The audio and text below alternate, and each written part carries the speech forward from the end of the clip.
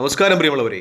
ആവശ്യമെങ്കിൽ ആഴ്ചകൾ നീളുന്ന സൈനിക നടപടികൾക്ക് ഒരുങ്ങുവാൻ അമേരിക്കൻ പ്രസിഡന്റ് ഡൊണാൾഡ് ട്രംപിന്റെ നിർദ്ദേശമുണ്ടാകുന്നതോടൊപ്പം തന്നെ ഇറാനും അമേരിക്കയും തമ്മിലുള്ള ഇറാന്റെ ആണവായുധ നിരോധനത്തിനു മേലുള്ള ചർച്ചയുടെ രണ്ടാം ഘട്ടം നാളെ സ്വിറ്റ്സർലൻഡിലെ ജനീവയിൽ നടക്കുന്നു എന്ന വാർത്ത വലിയ പ്രാധാന്യത്തോടെ തന്നെ മാധ്യമങ്ങൾ ചർച്ച ചെയ്യുന്നുണ്ട്.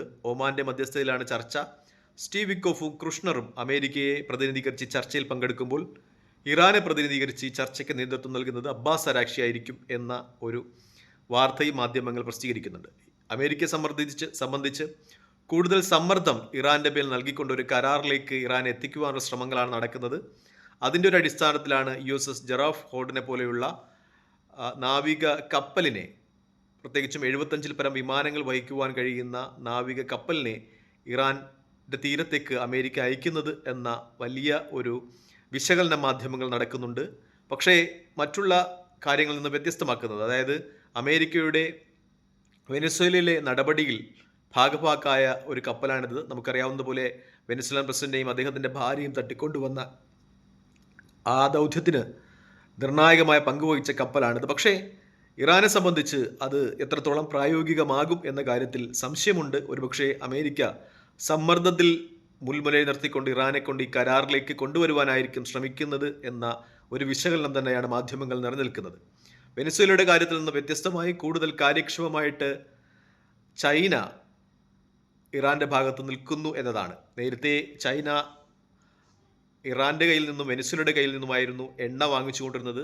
വെനസ്വേലയുടെ കാര്യത്തിൽ ഒരു തീരുമാനമായിട്ടുണ്ട്. ചൈന ഇപ്പോൾ ഇറാനെ പ്രൊട്ടക്റ്റ് ചെയ്യാൻ ഇറങ്ങുന്നു എന്ന രീതിയിലുള്ള വാർത്തകൾ തന്നെയാണ് മാധ്യമങ്ങളിലൊക്കെ വിശകലനം ചെയ്യപ്പെടുന്നത്. ചൈനയുടെ ദീർഘദൂര ആൻറ്റി സ്റ്റെൽത്ത് റഡാറുകൾ ഓൾറെഡി തന്നെ ഇറാനിൽ വിന്യസിപ്പിച്ചിട്ടുണ്ട് എന്ന കാര്യം ചർച്ച ചെയ്യുകയാണ്. മാത്രമല്ല ചില വിമാനങ്ങൾ ചൈനയിൽ നിന്ന് ഇറാനിലെത്തിയിട്ടുണ്ട്. അത് ഇറാന് യുദ്ധത്തിൻ്റെ ഫണ്ടും മറ്റുള്ള സൈനിക ഉപകരണങ്ങളും നൽകുന്നതിനാണെന്നുള്ള വിശകലനങ്ങളുമൊക്കെ മാധ്യമങ്ങൾ ചർച്ച ചെയ്യുന്ന ഒരു നിമിഷം കൂടിയാണ്. അതായത് റഷ്യയും ചൈനയും കൂടുതൽ കാര്യക്ഷമമായി ഇറാനൊപ്പം നിൽക്കുന്നു എന്നത് അമേരിക്ക ഒരുപക്ഷെ ഈ ഉദ്യമത്തിൽ നിന്ന് പിന്തിരിപ്പിക്കുവാനുള്ള ഒരു കാരണമായി വിശകലനം ചെയ്യപ്പെടുന്നുണ്ട്. പക്ഷേ ചർച്ചകളിലേക്ക് ഇറാനെ കൊണ്ടുവരാനായിരിക്കും അമേരിക്ക ശ്രമിക്കുക എന്ന് തന്നെയാണ് ഈ സംഗതികളൊക്കെ കാണുമ്പോൾ വ്യക്തമാകുന്നത്.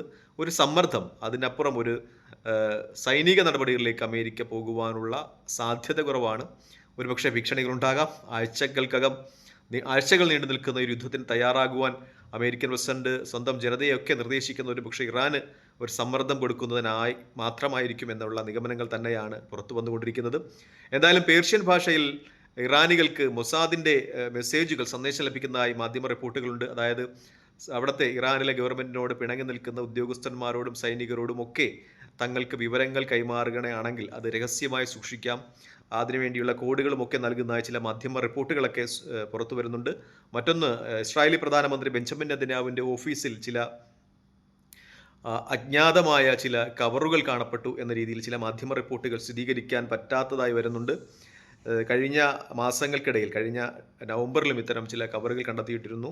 കഴിഞ്ഞ കുറച്ച് മാസങ്ങളായി ഇത്തരം കവറുകൾ അവിടെ പ്രത്യക്ഷപ്പെടുന്നുണ്ട്. അത് അദ്ദേഹത്തിൻ്റെ ഓഫീസ് പരിശോധനകൾക്ക് വിധേയമാക്കുന്നുണ്ട് എന്ന രീതിയിലുള്ള ചില റിപ്പോർട്ടുകളും ഒക്കെ മാധ്യമങ്ങൾ ഈ അവസരത്തിൽ ചർച്ച ചെയ്യുന്നുണ്ട്. തൽക്കാലം ഈ വീഡിയോ ഇവിടെ വാങ്ങിയാണ്. മറ്റൊരു വീഡിയോ കാണുന്നവരെ നന്ദി, നമസ്കാരം, ജയ് ഹിന്ദ്. വീഡിയോ ഇഷ്ടപ്പെടുന്നുണ്ട് ലൈക്ക് ചെയ്യുക, ഷെയർ ചെയ്യുക, കമൻറ്റ് ചെയ്യുക. മറ്റൊരു വീഡിയോ കാണുന്നവരെ ജയ് ഹിന്ദ്.